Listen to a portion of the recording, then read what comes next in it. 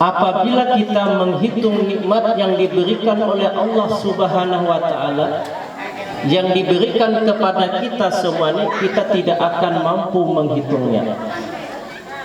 Ini sudah dijelaskan oleh Allah Subhanahu wa taala di dalam Al-Qur'an, wa in ta'uddu nikmatallahi la tuhsuha.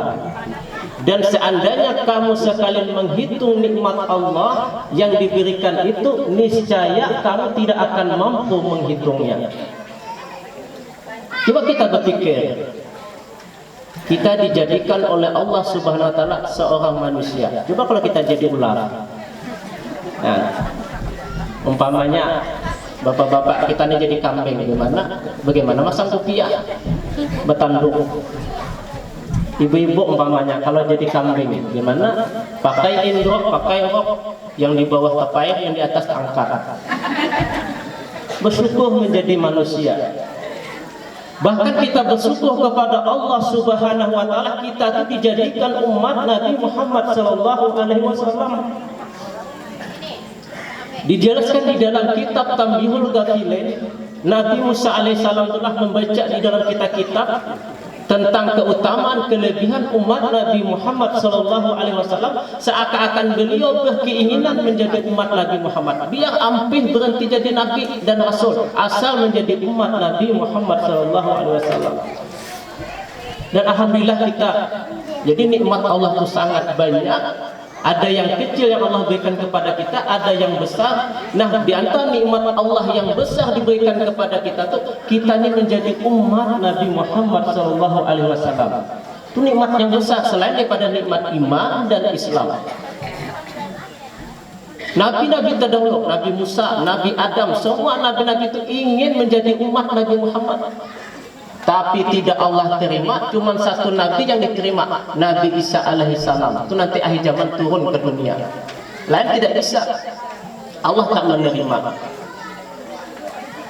Nah, kita tidak pernah berdoa, tidak pernah memohon. Pernahlah kita berdoa minta jadi manusia? Jangankan berdoa, ada aja belum. Sedangkan sudah ada nih kita berdoa banyak tidak kabul. Minta sugih, masih miskin. Minta sugih yang banyak kepih. Dan bayangkan banyak kepih kuburan. Minta murah-murah jual. Nah, jadi bersyukur kita kepada Allah Subhanahu wa taala, kita ini dijadikan manusia, dijadikan oleh Allah Subhanahu wa taala sebagai umat Nabi Muhammad sallallahu alaihi wasallam. Kenapa mereka nabi-nabi dan umat terdahulu itu hendak menjadi manusia, umat manusia umpamanya umat Nabi Muhammad? Kenapa? Karena banyak keutamaan, kelebihan, fadilah yang dimiliki umat Nabi Muhammad sallallahu alaihi wasallam. Nah, sampai-sampai hadirin di dalam kitab yang kita lihatkan tadi itu, Wasiatul Mustafa sallallahu alaihi wasallam. Di situ disebutkan Rasulullah sallallahu alaihi wasallam bersabda, "Ya Aliyu, tamanna Jibrilu ayyakuna min bani Adam li sab'in khisal." Artinya, hai Ali, malaikat Jibril ingin menjadi manusia karena 7 amal. Nah, 7 amalan tadilah yang dilakukan oleh manusia, oleh umat Nabi Muhammad, sampai-sampai Jibril itu seakan ingin jadi manusia, ingin menjadi umat Nabi Muhammad sallallahu alaihi wasallam. Nah, kira-kira apa saja yang 7 itu? Sampai jam berapa ibu-ibu, bapak-bapak? Jam 10 lewat 12 sudah. Sampai jam berapa? Jujurlah. Ini ada juga orang tuh sampai jam 1, tapi dalam hatinya sebentar aja. Ya, ada orang kayak gitu, malu-malu. Saya kan termasuk rajin berangkat orang Maulid Mi'raj. Beli ditakoni ceramah, ibu sampai jam berapa? Jam 2 aja. Dalam hati juga ke jam 2. Setengah jam ada yang tertidur, ada yang di pinggir. Nah, belum selesai ceramah malam-malam atau akbar, ada yang pulang. Tapi sanggup di jam 2. Jujur aja kalau setengah jam. Tapi insya Allah Al-Fatihah nyampaikan sejam aja. Setelah itu selesai lagi. Karena kalau Pak Haji tadi berpantun, saya berpantun juga. Kayu tinggi dililit akar, hari tinggi perut pun lapar. Ya, berpantun juga. Masya Allah. Nah, amalan yang pertama yang dilakukan oleh manusia umat Nabi Muhammad SAW, sehingga Jibril itu ingin menjadi manusia, ingin menjadi umat Nabi SAW. Di antaranya yang pertama as-salawatil khamsi ma'al imam, salat fardu 5 kali sehari semalam bersama imam. Bahasa kitanya salat berjamaah. Salat berjamaah. Karenalah keutamaan kelebihan itu banyak sudah kita ketahui. Lebih utama daripada sholat sendirian dengan 27 derajat. Yang kedua, wa mujalasatil ulama, berkumpul dengan para ulama, duduk dengan para ulama, semajelis dengan para ulama. Karenalah bagaimanapun ulama itulah mempunyai keistimewaan baik di sisi manusia apalagi di sisi Allah Subhanahu wa ta'ala. Maka itulah di dalam kitab Hidayatus Salikin karangan Syekh Abu Samad Al-Palembani, di situ ada dijelaskan Ibnu Abbas, Abdullah bin Abbas radhiyallahu anhu berkata, bagi ulama itu ada beberapa derajat di atas derajat mukminin. Jadi orang beriman itu diangkat Allah derajatnya, beramal soleh. Tapi ulama yang beriman dan berilmu sebagai ulama itu diangkat Allah lagi derajatnya dengan 700 derajat. Dan kita tahulah antara tiap-tiap derajat 1 dan 2 itu jaraknya adalah 500 tahun perjalanan. Bayangkan 700 orang beriman tapi tidak berilmu, hanya beriman. Diangkat Allah derajatnya, tapi lebih utama ulama 700 derajat. Pada satu derajat yang derajat kedua ini perjalanan 500 tahun perjalanan. Maka itu ulama guru itu dimuliakan. Nah, maaf ibu-ibu kayak di sini. Ada kayak Ustadz Muni, kayak Ustadz Isai, ini guru beliau di sana tuh, muliakan saja. Nah, jangan ini ada sebahagian orang di suatu kampung dia guru jauh aja dimuliakan. Kalau guru jauh datang undang galah. Kalau guru yang di situ undang tampoi. Kecian. Jangan kayak gitu. Nanti kalau meninggal siapa mandikan? Mungkin ada guru yang jauh, Habib yang jauh tuh. Tidak, muliakan. Jadi gimana? Semua ulama tuh dimuliakan karena mereka mulia di sisi Allah Subhanahu wa ta'ala. Nabi Shallallahu Alaihi Wasallam bersabda, julusu sa'atin indal ulama'i ahabba ilayya min ibadati alfi sanah. Duduk di sisi ulama selama 1 jam, kata Nabi, lebih ku gemari, lebih ku sukai daripada beribadah selama 1000 tahun. Sejam aja, maka saya menyampaikan insya Allah sejam aja. Nah, ini jam 10:16 dah. 1 jam aja Nabi duduk di sisi ulama itu lebih kusukai. Ini Nabi berucap lebih kusukai, lebih kugemari dibanding beribadah selama 1000 tahun. Tapi ibu sanggup beribadah 1000 tahun? Mana sanggup? Tarawih aja ada yang tak sanggup, ada sebulanan tak datang. Nah, tapi daerah lain di sini kurang lebih. Nah, masya Allah. Nah, jadi untung kita ke majelis. Nah, cocok tadi pantun Haji Sama tadi. Cuma lah setelah saya pelajari pengajian pagi Selasa ini ada kelemahannya. Di antaranya kalau ada yang tak datang kita baik sangka beliau tuh mungkinlah kadang orang kantor hari Selasa ini sibuk memang di kantor. Maka itu hari itu Hendri ketua Majelis Taklim Al-Hikam ini mengusulkan kepada Al-Fatih bagaimana kalau kita buat pengajian malam Rabu ke malam apa. Sampai sekarang belum kami bisa menerapkan. Insya Allah nanti kita buat. Tapi mujakarah bukan mengajari. Nah, karena lah kalau siang ini sibuk orang. Kami sudah mencoba lah majelis taklim di kota Tembihan itu kabupaten. Itu pagi minggu jam 10 sampai jam 11.30.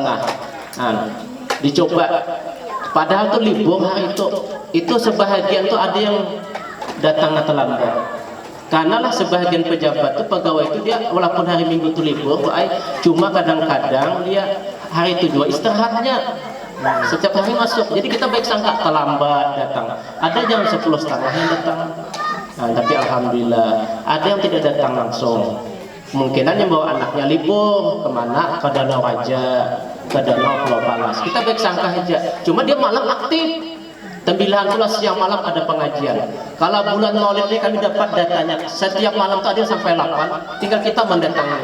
Kalau kita rajin 8 bungkus dapat malam tuh. Dapat sebungkus pindah pulang. Dapat sebungkus pindah pulang. 8 bungkus. Ini ada deh. Malamnya aja 4. Kalau rajin aja. Yang mana nyaman itu yang dimakan, yang lainnya sedekahkan. Nah, jadi suatu keuntungan. Cuma lah majelis ilmu ini sudah alhamdulillah berjalan. Maka itulah anggota majelis taklim kita ini berkeinginanlah membuat sekolah yang bermanfaat juga untuk generasi muda kita. Kalau kita aja umpama berilmu, ustaz-ustaz kita semuanya berilmu. Kalau kita meninggal nanti siapa yang mau mati? Guru matian. Tentu adalah anak-anak kita tuh yang pacang mengganti. Maka itu kami menerapkan. Maka itulah cita-cita kami. Insya Allah nanti silahkan aja ibu-ibu, bapak-bapak, kalau ada yang punya anak, ini dah dibuka nih. Dan membuka sekolahan inilah bukan hanya bermanfaat untuk seorang, semuanya. Nanti ustaz-ustaz kita sini suruh mengajar, anak-anak kita datangan belajar. Insya Allah ini dah dibuka, yaitu kita hanya menerima untuk anak-anak yang SMP, SMA atau yang tidak sekolah. Nah, bisa dah. Nanti kita buat belajarnya itu baik patang lepas asar. Nah, lepas asar. Insya Allah lepas asar, tapi tidak tiap hari, kesian dia sekolah SMP kan. Nah, kita bikin nanti, ini dah mulai dibuka. Tapi kalau untuk spesial sekolahnya nanti, untuk yang menerima anak-anak yang sudah tamat SD, mudahan tahun 2005 mudahan. Nah, nanti kita tinggal bikin asrama aja. Kalau untuk tempat belajar sini aja. Nah, majelis taklim kan cuma dipakai seminggu sekali, kan kosong. Jadi tempat belajar sini aja nanti. Nah, tuh. Jadi di situ nanti kita buat asrama 2 lokal. Alhamdulillah sudah ada yang berwakaf. Ada yang sudah 250 batang cucuk dah ada yang berwakaf. Nah, yaitu Pak Selamat. Bahkan dia mengingatkan, ingatkan jangan sampai lupa katanya. Bayangkan. Banyak lagi yang lain-lainnya. Nah, jadi itu cita-cita kita. Karena lah kita harapkanlah generasi kita nih, biar dia ahli ilmu umum tapi bisa ilmu agama. Bermanfaat nanti ibu-ibu kalau anak kita tuh sekolah umum, ada ilmu agamanya, sekolah dia umpamanya nanti ke Pekanbaru. Atau di sekolah umpamanya nanti di Tembilahan. Di situ nanti bisa jadi kaum begaji, tidak usah kontrak, tapi ada ilmu agamanya. Betul lah, saya kan termasuk sudah kuliah alhamdulillah. Jadi tahu jamaah-jamaah tuh yang orang pengajian tuh ada yang kuliah, jadi kaum tuh bergaji bukan berbayaran. Biasanya ibu kalau nyekolahkan anaknya kan ngontrak. Situ tidak. Jadi kaum di situ bergaji pulang. Ada ilmu agama. Saya tanya, kamu di kuliahnya di mana? Kami jus pertanian, bukan sekolah agama. Bukan kuliah di sekolah pertanian, ilmu apa tafsir atau manajemen bisnis. Dia sekolah pertanian, tapi sanggup jadi kaum. Itu yang kami inginkan ibu nanti anak-anak kita tuh dididik dengan ilmu agama. Tapi hanya sistemnya hanya tingkat istiqdad. Nah, hanya istiqdad. Jadi kita kitab khusus yang di pondok pesantren ya, tidak lagi diajarkan tulisan Latin, khusus kita kitab yang berarah Melayu.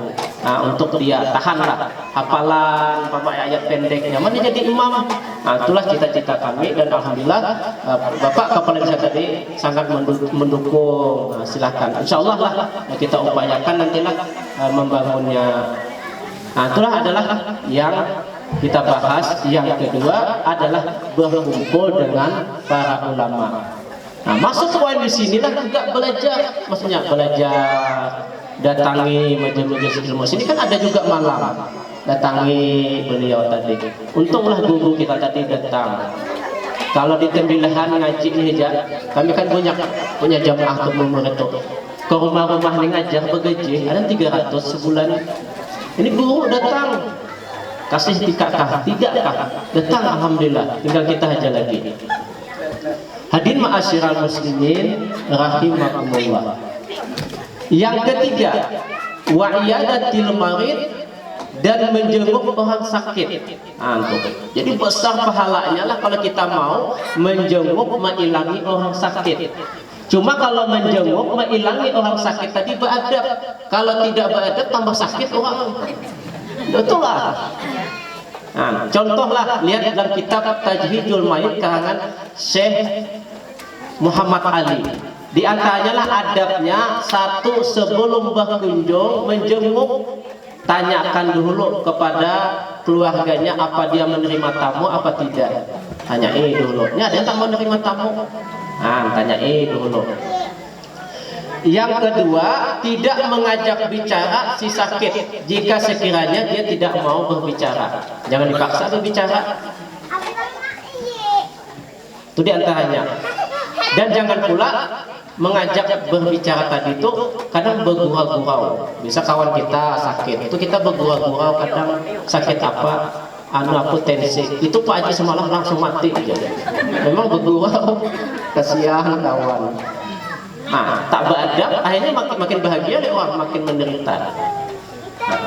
Di antara lagi yang ketiga, menanyakan tentang keadaan sakitnya, ditanyakan sakit apa, bagaimana, obatkan lagi kemana-mana, itu mesti ditanyai.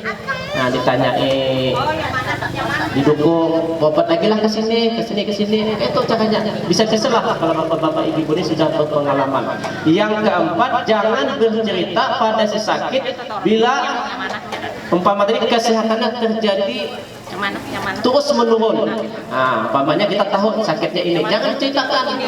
Nah, tuh, kau ini dilihat sakit ini tak lama lagi kayaknya meninggal dunia. Tak usah dia jangan diceritakan ke dia, walaupun kesehatan makin menurun, walaupun dokter mengatakan dia 3 hari cuma lagi umurnya, jangan diceritakan kepada si sakit, jangan. Nah, itu diantaranya. Yang kelima, hindari berkata sesuatu yang bisa mengecewakan si sakit. Kemudian yang keenam, mendengarkan keluhannya dengan baik. Jika si sakit tadi mengeluh, dengarkan. Ada orang kadang kalau orang mengeluh dia marah-marah. Kamu ini tidak penyamar, jangan. Coba kalau kita kan asal tua, sabar ya 2 tahun. Jangan coba-coba. Kita sakit gigi atas sampai minggu.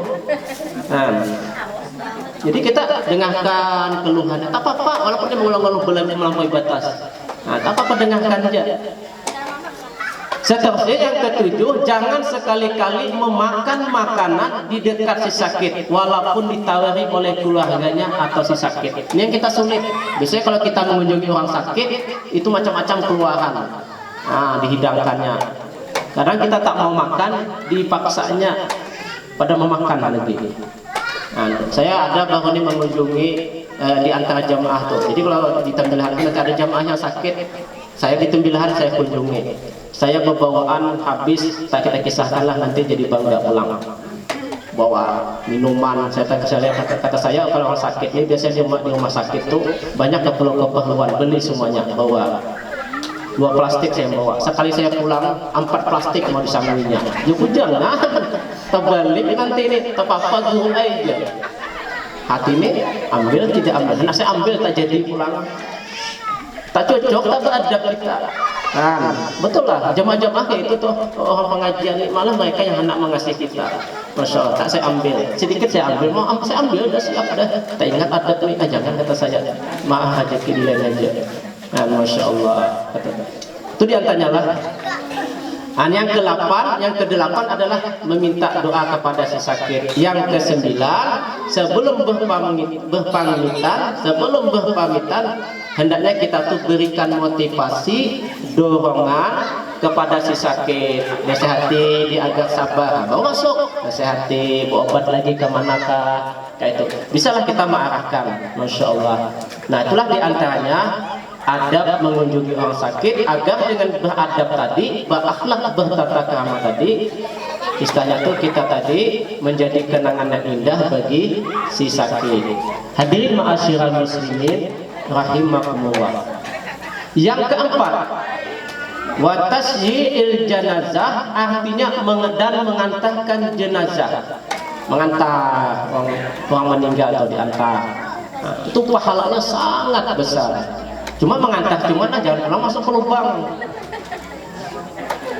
Nah, dijelaskan di dalam kitab Petunjuk yang Indah, disunatkan bahwa ditutup kubur itu dengan kain ketika mengulurkan mayat ke dalam kubur. Pokoknya kayak gitu kan, biasa orang bila masukkan mayat ke dalam kubur, di atas itu dikaini uang ya. Kalau kita tak tahu apa ya hukumnya, disangka kita kebiasaan saja. Rupanya dan kitab Petunjuk yang Indah memang sunnah. Kain panjang di atas sama masukkan ke dalam mayat ke dalam kubur, itu memang sunnah. Jadi saya sebutkan sini, ada yang tak tahu. Nah, itu daerah lain, entahlah di sini. Dan disunatkan mengulurkan mayat itu ke dalam lubang dengan mendahulukan kepalanya dengan perlahan-lahan. Rupanya kayak gitu, kepalanya dahulu. sunatnya. Kaki boleh juga, jangan dilempar. Nah ini Masya Allah. Dan sunat dibaringkan di atas lambung yang kanan dan wajib menghadapkannya ke kiblat. Sudah banyak yang tahu. Kemudian lagilah di dalam kitab petunjuk yang indah disunatkan bagi yang memasukkan mayat itu ke dalam kubur membaca. Ini banyak dah hafal. Bismillahi wa billahi wa ala millati Rasulillahi sallallahu alaihi wasallam. Dan banyak lagi baca-bacaan yang lain. Buka kitab Tajhijul Mayit karangan Syekh Muhammad Ali Kuala Tungkal. Kemudian lagi timbul pertanyaan soal sesudah kubur itu ditimbun apa lagi yang disunatkan. Nah, jadi kita bacakan inilah, walaupun hadirin sudah banyak yang hafal, cuma kita ingin tahu yang kita lakukan itu ada ya dasar hukumnya. Satu, disunatkan meninggikan kuburan itu kadar sejengkal, ditinggikan. Maka itu kalau kita melihat orang menguburkan itu kan tanahnya ditinggikan leh. Kata kita ngapa ini? Rupanya memang sunat. Nah, lihat kita petunjuk yang indah. Disunatkan meninggikan kuburan itu kadar sejengkal. Supaya apa? Kira-kira apa kira-kira tujuannya? Supaya diketahui akan dia. Agar orang tahu itu kuburan. Kalau rata aja nanti pijak orang tak tahu itu kuburan. Yang kedua, kemudian disunatkan menanam nisan. Kadang-kadang kita batu nisan tuh kita tak cek apa ya hukumnya? Di mana ya dasarnya? Memang sunat. Nah, kalau tak sempat, kadang orang papa dikasih nama. Nah, jadi memang sunat lah batu nisan itu diletakkan.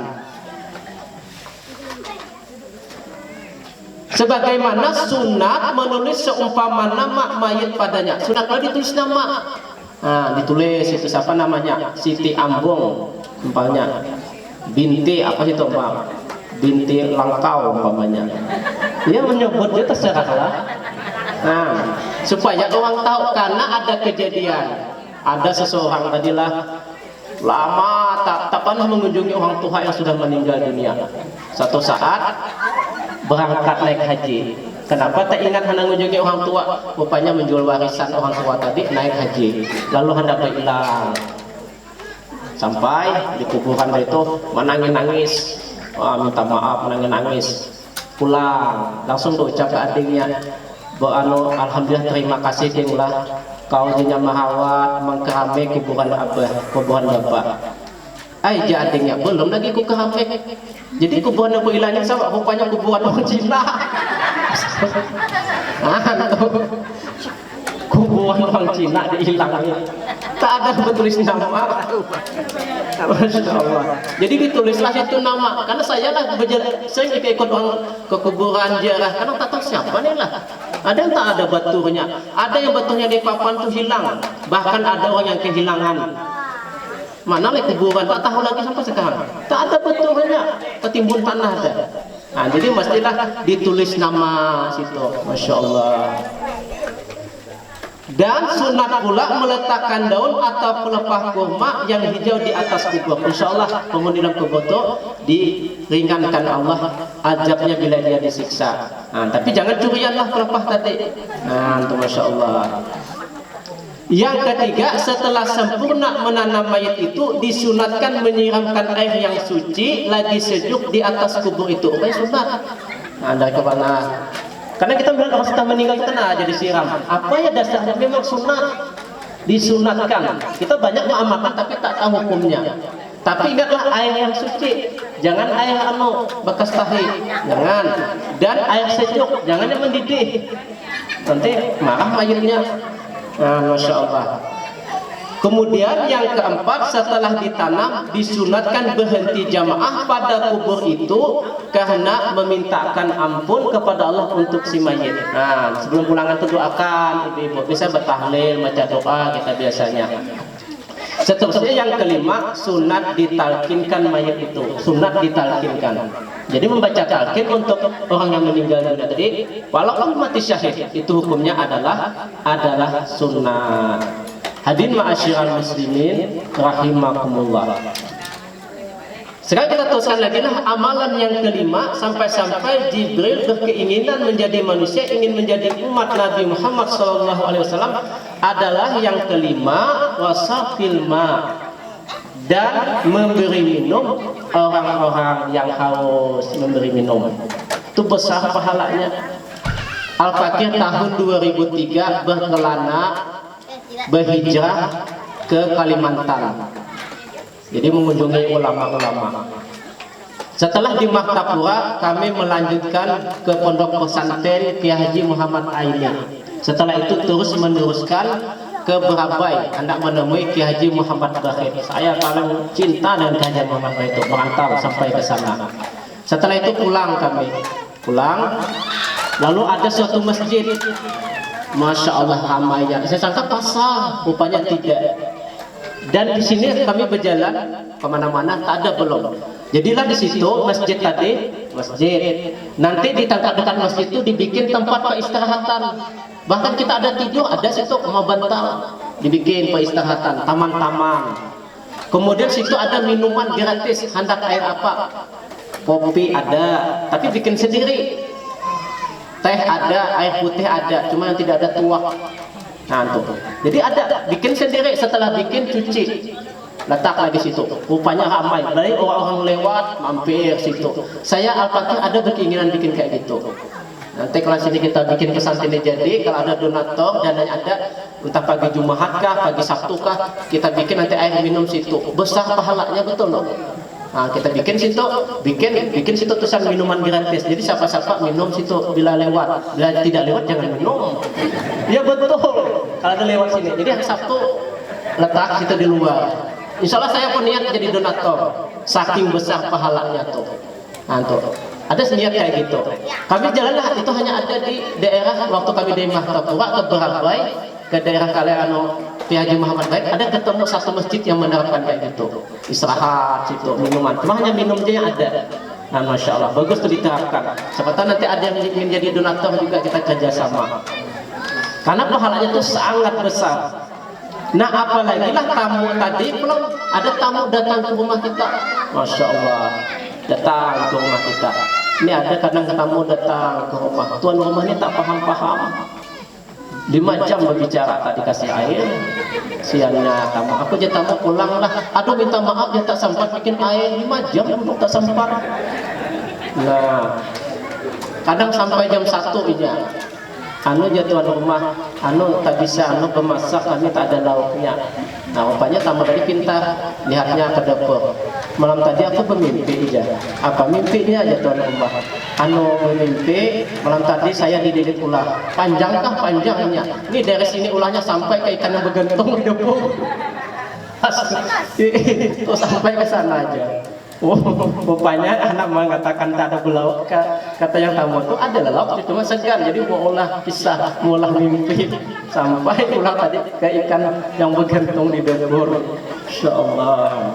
Hidangkan. Ada orang hari raya, tapi alhamdulillah ibu ini baik. Hari raya tuh tamu datang tuh memang tak dikasih kue. Insya Allah. Upayakanlah beli yang semacam. Nah, tuh kalau tak ada air putih. Ini memang tidak ada kue, maaflah kami tidak bikin kue aja. Kalau tak bikin kan beli. Banyak di pasar tuh. Sian tamu. Ibu-ibu aja kalau kamu orang tadi kasih minum, tak dikasih kue apa? Nah, hidangkan, besar pahalanya. Sampai-sampailah Rasulullah SAW bersabda, Janabi wa man kana yu'minu billahi wal yaumil akhir falyukrim dhaifah. Dan bangsa siapa yang beriman kepada Allah dan hari kemudian, hari kiamat, hendaklah dia memuliakan, menghormati tamunya. Kalau kita ini memang mengaku orang beriman kepada Allah dan hari kemudian, Nabi menghormati, muliakan tamu, hidangkan. Kalau saya yang menghidangkan, cepat-cepat.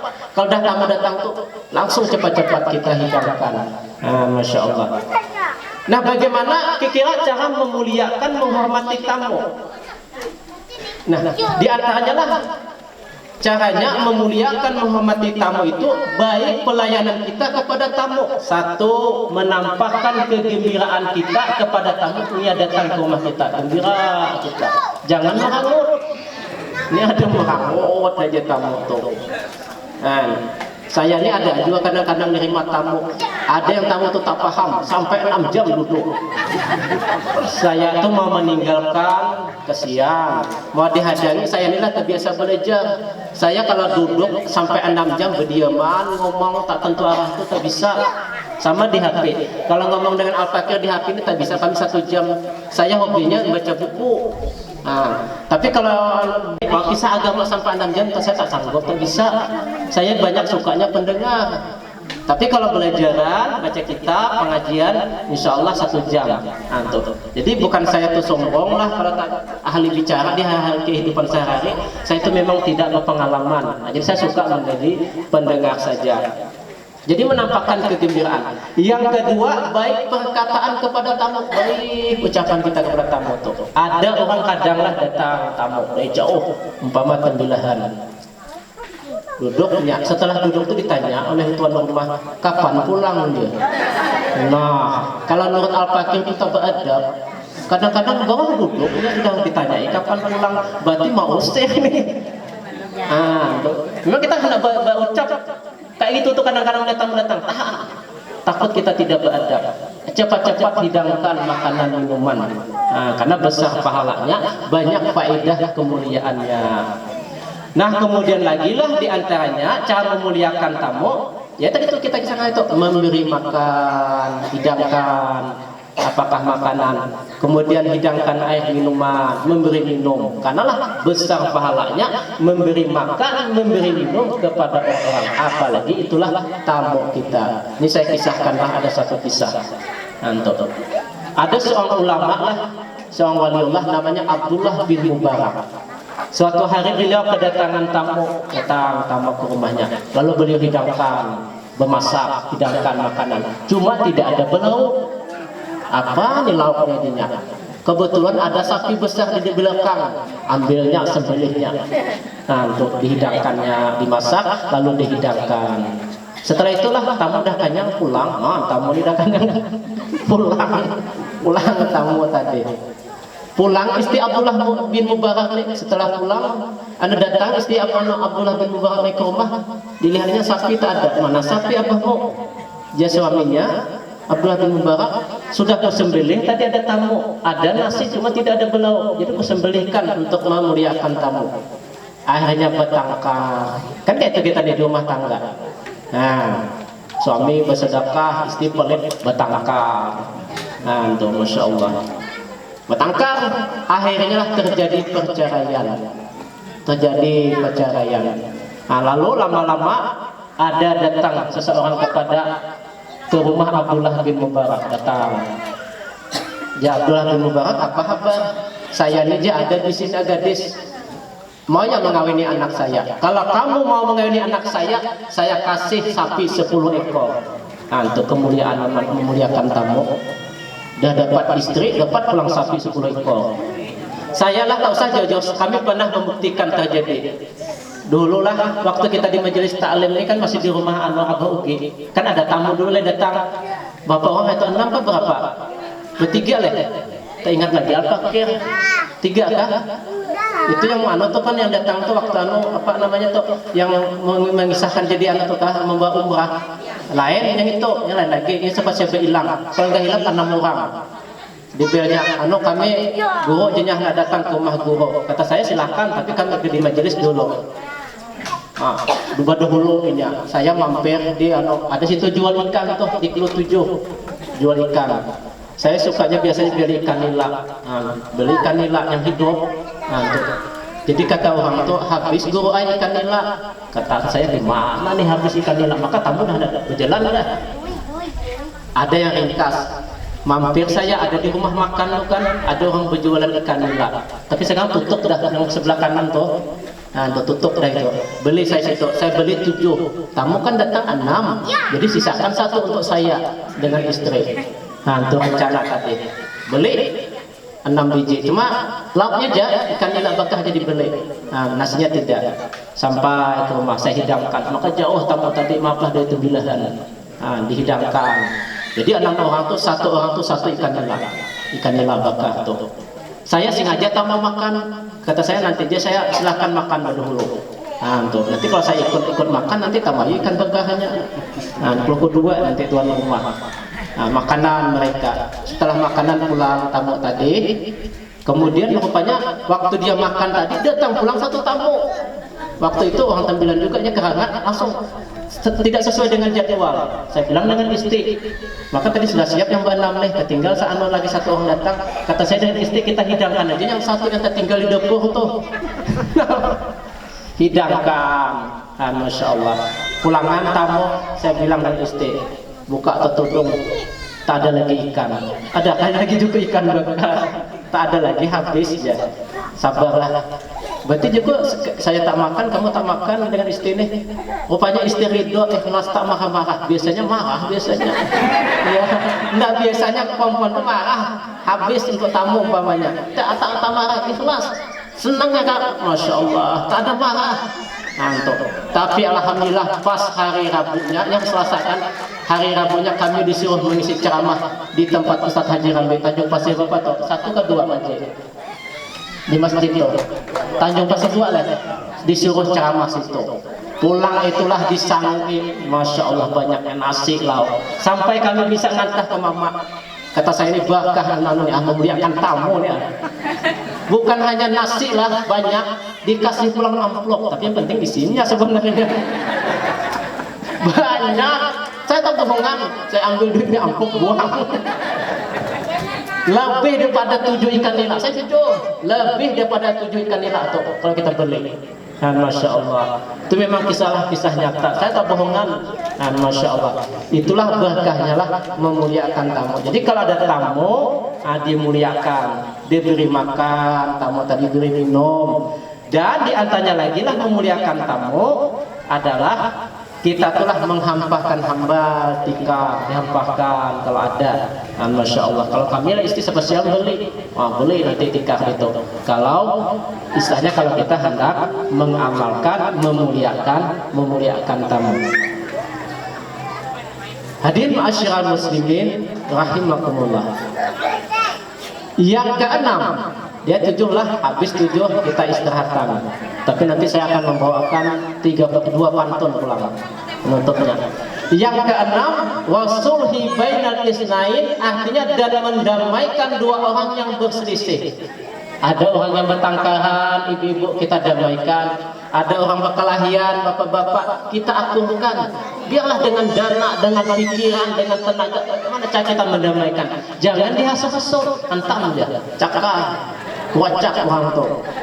Jangan, karena pahalanya lah mendamaikan 2 orang yang berselisih, orang yang berkelahi itu kita damaikan, itu besar pahalanya. Nabi Shallallahu Alaihi Wasallam bersabda, paling afdal sedekah itu adalah mendamaikan orang yang bertengkar.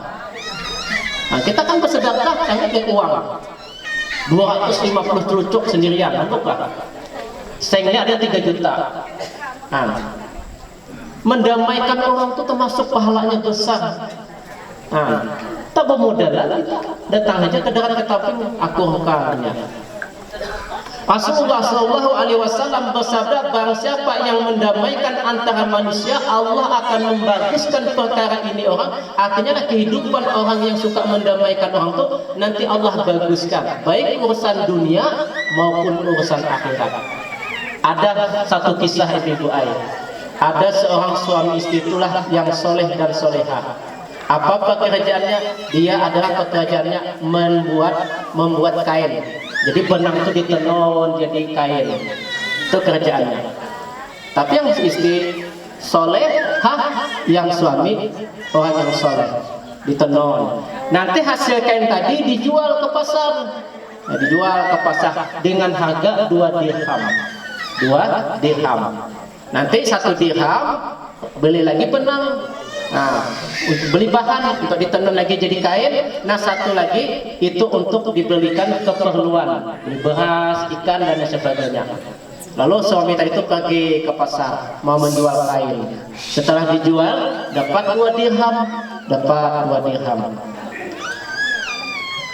Lalu hendak belanja. Nah, kebetulan di pasar ketemu 2 orang yang berkelahi. Didekatinya, apa masalah berkelahinya nih? Kami masalah berkelahi ini masalah uang 2 dirham. Dia mengatakan sudah bayar, iya sudah bayar kok, tapi belum bayar. Batangkah masa itu? Satu menganggap sudah dibayar hutang tuh, ada yang satu lagi menganggap belum dibayar. Nah, akhirnya begini aja, katanya lelaki yang soleh nih, anu aja berdamai aja engkau. Nah 2 dirham aku yang membayar. Habis uang 2 dirham tadi dikasih ke orang tunai, tapi berdamai. Pulang laki-laki tadi tidak mau apa-apa, habis duit tadi. Sampai di rumah bilang dengan istri, duit yang 2 dirham tadi ku berikan kepada orang yang berkelahi agar mereka mau berdamai. Ngantuk. Apa kata istrinya yang solehan ini? Alhamdulillah Bang Ai, sabar kita, mudah ada berkahnya dengan kita mendamaikan 2 orang Islam yang berkelahi. Itu istri yang solehah. Lain istri yang salah, bangsatnya bungol ya bangun dia. Duit 2 dirham sedekahkan semuanya. Orang 1 dirham aja, sisanya beli beras. Nah, disebutnya bungol. Nah, Masya Allah, itu perempuan yang salah. Lalu akhirnya apalagi diolah, cari, ada kan benang-benang putus di rumah-rumah tuh, disusun lagi, di ayam, lalu menjadi kain, dijual ke pasar, tak laku. Siapa mau beli kain buruk? Putus-putus pulang, yang sisa-sisa tadi itu. Lalu berjalan-jalan ketemu orang jual ikan, seekor ikan tapi buruk. Jadi kata dia orang jual ikan tuh, Bapak dari mana? Saya menjual kain tapi tak laku-laku. Kata orang yang jual ikan ini kayak gini aja, saya juga kemana-mana jual ikan buruk ini tak ada yang laku-laku, tak ada yang membeli. Bagaimana kita bertukar? Kata yang jual kain itu, ya malah bertukar. Sampai di rumah ikan yang busuk itu disuruhnya istrinya menyiangi, membersihkan. Sekali dihiris, rupanya di dalam itu ada intan. Nah, Tok Umay ibu dengar intan. Masya Allah. Maka dibawa ke pasar intan tadi, mutiara yang tadi itu. Masya Allah. Berapa lakunya? 720 juta. 120.000 dirham, 720 juta. Pulang suami tadi, penuh plastik aso yang hitam tuh dengan duit tadi. Sampai di rumah, tak lama kemudian datang pulang orang di rumahnya itu, tok assalamualaikum aja, rupanya minta sedekah. Tahu pulang orang rumahnya berduit. Nah tuh. Jadi berunding pulang suami istri, namanya leh suami istri yang soleh dan solehah. Kata istrinya, berapa kita kasih bang leh? Berapa leh? Kita kasih separuh aja. Kita kasih 360 juta. Kasih 360 juta. Untuk orang soleh dan solehah, kayak kita paling 1.000 ngasih. Kita jujur aja ibu ai. Masya Allah. Apakah aja merasa lah, maaflah. Ini kan beli tanah nih. Kalau dihitunglah beli tanah nih dananya masih banyak udah tinggal lagi. Iya. Kayak Honda sanggup 20 jutaan, rumah lagi, jujuran lagi. Banyak keperluan anak lagi, rumah, tanah di lain masih banyak yang tertinggal. Kalau dihitung daripada yang diimpakkan untuk agama. Kalau ditenggelam kami untuk majelis taklim itu 7 juta cuma beli. Karena untuk majelis taklim 7 juta harganya. Masih banyak yang tertinggal. Betul lah, Masya Allah. Antum. Jadi kasih ke orang tadi itu. Saya 720 juta bisa dikasih kepada orang yang minta sedekah waktu itu, minta sedekah separuh 360 juta. Pergi orang tadi. Tak lama kemudian tuk dia datang pulang. Rupanya orang yang minta sedekah tadi datang lagi. Aku tak jadi ngambil duitnya, ambillah pulang aja. Jadi kata Tuan Rumah, siapa engkau nih? Aku malaikat yang menguji engkau, apakah engkau termasuk orang yang bersyukur kepada Allah. Rupanya menguji jiwa ibu. Akhirnya tadi ibu lah kena bila datang tukang wakaf. Kalau nya mau uji ibu, bersyukur. Kalau bersyukur apa tidak ibu nih? Nah betul lah. Kadang-kadang tak mau yang menguji orangnya pembuah tidak. Ini ada di sebagian suatu kampung dirhaman mulai 40 kasihnya 5.000. Tapi beli baju sanggup yang 200.000. Padahal kalau meninggal apa yang terbawa? Untuk Masya Allah, rupanya menguji engkau, apakah engkau termasuk orang yang bersyukur? Dan Allah berterima kasih kepada engkau karena engkau telah mendamaikan orang yang berkelahi. Untuk besar-besarnya itu pahalanya. Jadi ada kawan tetangga yang berkelahian akukan. Biasanya PRT disuruh terima aja, besar pahalanya. Masya Allah. Itulah diantaranya lah tentang amalan tadilah mendamaikan dua orang yang berselisih dan yang bertengkar. Yang ketujuh, yang terakhir, wa ikramil jari wal yatim, memuliakan tetangga dan yatim. Yang terakhir juga, yang ketujuh, memuliakan tetangga dan yatim.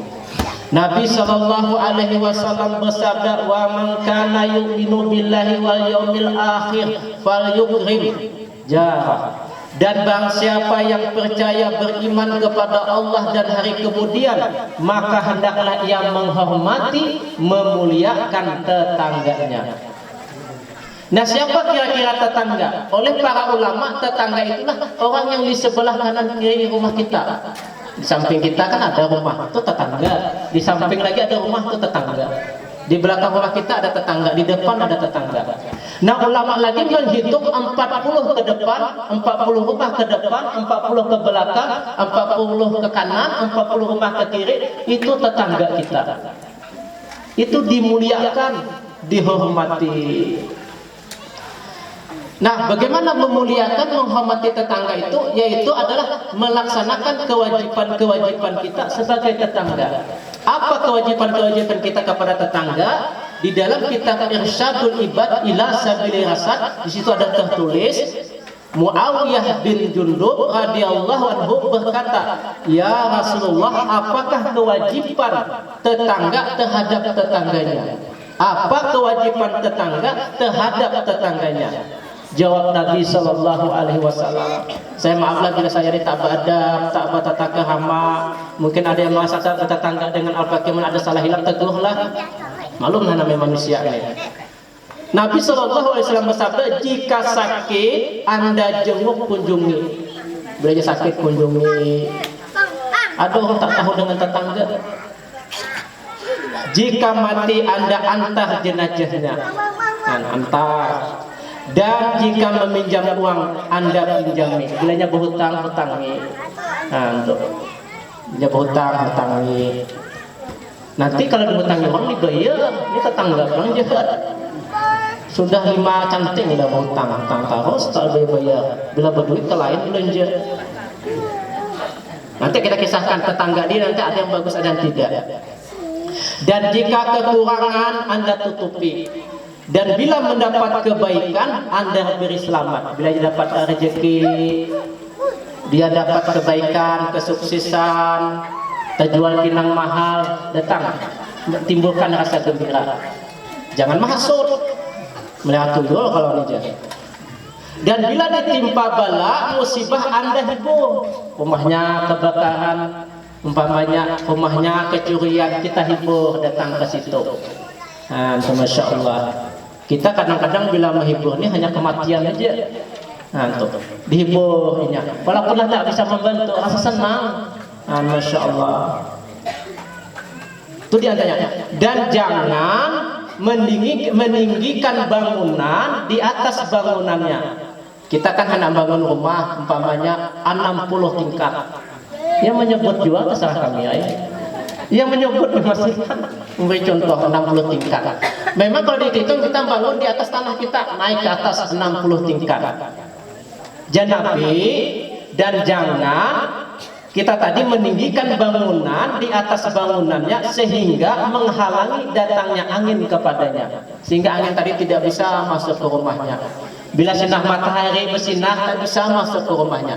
Jadi bagaimana? Kita minta izin, datang ke tetangga samping. Aku minta izin lah, nak bangun rumah 60 tingkat. Minta izin kita walaupun di tanah kita. Bangun membunyikan mic, radio, jangan menyanyi. Ini kadang-kadang sampai tetangga tadi yang sudah sakit gigi bertambah sakit. Memang mic kita, memang radio kita, listrik kita, cuma kan kita tidak bertetangga dengan baik. Boleh itu Nabi melarang membangun rumah jadi di tanah kita, minta izin kita pada tetangga. Masya Allah. Dan jangan diganggu dengan bau masakanmu kecuali Anda memberi hadiah kepadanya dari masakan itu. Nah, kita umpama bermasak, apalagi di samping rumah, kita berikan ke tetangga itu juga, kita sedekahi. Nah, maka yang kasihan, yang sedih lah, yang berumah tuh kadang bila kita goreng ikan asin sampai ke sebelah bunyinya, saw ya bunyinya. Kalau bisa beri tetangga tuh. Kasih tetangga tadi. Iya, sampai ke tetangga. Kadang dinding ke tetangga itu cuma satu dinding. Kadang ada praktek berbunyi. Nah, untuk harumnya. Kasih dia. Kalau kita tidak bisa mengasih, umpamanya kita beli buah-buahan 1,5 kilo. Anggaplah buah jeruk. Kita tidak bisa mengasih tetangga, memasukkan ke rumah itu sembunyikan. Beli plastik hitam. Jadi kita melihat tetangga itu, karena kita tak bisa mengasih. Nah, disembunyikan. Dan seandainya tadi itu juga, kalau anak kita memakan, jangan suruh keluar, suruh makan di rumah aja. Jangan bawa kemana-mana, kasihan anak tetangga melihat anak kita makan jeruk. Anak kita makan jeruk, anak tetangga melihat nangis anaknya. Nah, itu adabnya. Cuma anak ini tak bisa dilarang. Ada orang tabah di dalam tetangga ini, dia tak berakhlak. Contoh umpamanya musim durian, beli durian, 6 biji beli durian. Nantilah membuang kulitnya ke rumah kawan. Tuh aja. Astagfirullahaladzim. Membuang kulitnya tuh sengaja ke rumah orang. Lewati pelanggan, wah membuang. Ada lagi yang lebih parah. Bila tetangga nih, dudukan diambil. Lejenya. Kami baru lijah bibir membuat bubur kacang 2 kilo. Isinya durian. Nyaman. Jadi jangan tetangga untungnya kau. Sampai kami bersih-bersih bubur kacang tuh terbuang-buang ya tetap makan. Tapi tetangga tak dikasih. Disangkanya baik itu jahat dengan tetangga. Tak boleh kayak gitu ibu ayah. Kadang nangis tetangga dihina. Kadang nangis tetangga tadi itu dicaci maki. Walaupun tetangga kita tuh susah, miskin, rumahnya miring, jangan disambeti, jangan digibah. Di dalam kitab Irsyadul Ibad ila Sabil Rasad ada situ disebutkanlah Ahmad, Al-Bazzar, Ibnu Hibban dan Al-Hakim meriwayatkan seseorang berkata, ya Rasulullah, ada seorang wanita, maaflah benar yang menyebut wanita. Ya, ada seorang wanita tekun beribadah, beramal, bersedekah, berpuasa, tapi ia suka mengganggu tetangganya dengan lidahnya. Ada seorang sahabat bertanya ke Rasulullah, apa kata Nabi? Hiya finnar, dia di dalam neraka. Tidak boleh dibuat menyakiti tetangga. Jadi kalau kita lihat tetangga itu miskin, jangan dihina. Rumahnya merengkah kayak apakah, jangan dihina. Kalau mau dibantu. Kadang-kadang kita yasinan, dudukan kayak gini. Ada kawan kita, tetangga kita tuh bajunya itu diam aja, jangan pulang. Semalam ini bajunya aja. Biarlah dia, ngapang dihina-hina. Kecuali yang buka aurat, bahwa kita nasihati.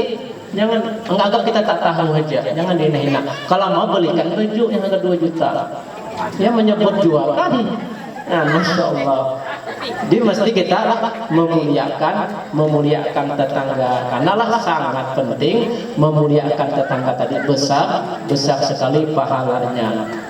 Dan memuliakan anak yatim. Nabi SAW bersabda, siapa yang memelihara anak yatim di tengah kaum muslimin untuk memberi makan dan minum, maka pasti Allah akan memasukkannya ke dalam surga, kecuali ia telah berbuat dosa yang tidak dapat diampuni. Di lain riwayat ada tambahan, sampai ia anak yatim dapat berusaha mencari makan sendiri, maka pasti ia masuk ke dalam surga. Keutamaan lagi lah memuliakan, menghormati, menjaga, mendidik, mengajari, memberi makan, minum kepada anak yatim. Ya Nabi, ana wa kafilul yatim fil jannati hakaza. Aku dan orang yang memelihara anak yatim dalam surga seperti ini. Sambil Nabi menunjuk jari telunjuk dengan ibu jari. Artinya nanti dalam surga dekat dengan Nabi. Orang yang memelihara, menjaga, menyantuni anak-anak yatim. Jadi kalau ibu ada isi anak yatim, jangan dipukuli. Nah, dengan abahnya sayang, dengan anaknya dipukuli. Maka itu saya, Bapak Kepala Desa, hadir semuanya, kalau kita bisa nanti membuat sini sekolahan, bahkan ini nanti kalau ini sudah buka ya, anak yatim tidak kena uang bangunan. Nah, terus cita-cita Al-Fakir. Saya berjanji, nah, insya Allah anak yatim tidak kena bangunan. Kalau di pesantren Ki Haji Muhammad Aini itu, kalau anak Habib tempatnya istimewa. Kemudian nanti di sana itulah di pesantren Ki Haji Muhammad Aini itu setiap Jumat itu seluruh santri itu dikasih uang 50.000. Tapi kalau anak Habib, orang yatim itu dimuliakan anak Habib 100.000. Itu dikasih tiap minggu. Nah, Masya Allah. Sama juga memberi makan. Al-Fakir lah ketika malam minggu itu waktu itu di Martapura di Masjid Al-Mukarramah Itikaf. Masjid Al-Mukarramah itu didirikan oleh yaitu datuk daripada ayah daripada Syekh Abdul Rahman Siddiq yang bernama Datuk Landak. Lalu setelah itulah nanti di tempat guru sekumpul anaknya sedang melanjutkan, situ diadakan maulid, langsung disiarkan langsung di Masjid Al-Mukarramah yang didirikan oleh Datuk Landak, ayah daripada Syekh Abdul Rahman Siddiq. Nah setelah acara itulah ada di Banjar sekarang nama guru muda. Setelah acara orang Martapura itu disuruh makan di rumahnya, gratis, betul-betul makan. Masya Allah, datang masuk makan. Kami dengan santri lah antrian juga nunggu makan. Tak sanggup berdiri, pulangan kami. Kata saya makan di warung aja kita santrian. Saking banyaknya. Siapa boleh datang makan keluar, makan cuma. Masya Allah, kata saya pemurahnya guru muda. Seorang pimpinan pondok pesantren selain dia tuh isahnya tuh kaya pemurah. Nah, ini ada juga lah maaf lah kaya tapi pelit. Nah, tuh di pesantrennya tuh sampai ribuan, 2.000, 3.000 santri itu 50.000 kalau anak kita di pondok sana. Kalau ada anak pondok sana boleh, itu 50.000 dikasih santri itu, dikasih duit. Nah, pimpinan ada yang ngasih. Nah, Masya Allah. Biasanya kan berduit tapi tak mau. Murid yang diambil duitnya naikkan tawas biaya. Dia ngasih. Masya Allah, kata saya. Sulit mencarilah para ulama, mudah kita semua bisa mencontohnya. Nah itu sajalah bapak-bapak, ibu-ibu. Terlewat 5 menit, 1 jam. Maaflah ibu-ibu, jangan marah, jangan marah. Masya Allah. Itu sajalah. Nah, jadilah seperti disampaikan oleh Kepala Desa, pembangunan sekolah kita lah pesantren itu dibangun insya Allah lepas maulid, dan kemudianlah sudah diterima sini nanti lokalnya anak ibu, cucu ibu yang anak SMP, SMA, sanawiyah, ka'aliyah, yang penting tak pernah mundur boleh masuk di sini. Nanti kita rundingkan jam berapa lepas asar, tiap apa waktunya. Nah, kemudian kalau anak yatim, kalau kita ada donatur tidak kita kena biaya. Mungkin nanti setiap bulan, sebulan sekali bayar 5.000, anak yatim tidak usah kena. Nah, kalau kita ada rezekinya, ada dananya. Tapi anak yatim lah, kalau ibu jangan belajar sini karena ngaku anak yatim piatu mau gratis juga. Kalau ibu belajar karena bayaran 5.000, aku ketiganya, Masya Allah. Itu cita-cita kita, mudahan Allah kabulkan. Karena niat kita lah agar generasi kita lah bisa menggantikan kita. Nanti di masjid itu siapa jadi imam? Nah, untuk jadi khatib yang memandi jenazah kita siapa? Nah, maka kita perhatikan dari sekarang. Itu saja ya yang dapat Al-Fakir sampaikan. Sebagaimana janji, Al-Fakir menyampaikan 2 pantun. Yang pertama, kalau ada jarum yang patah, jangan disimpan di dalam laci. Kalau ada perkataan Al-Fakir yang salah, mohon jangan dilaporkan ke polisi. Yang kedua, burung rian, burung cendrawasih, dan banyak burung-burung yang lainnya. Itu sajalah. Ditutup wabillahi taufiq wal hidayah. Assalamualaikum warahmatullahi wabarakatuh.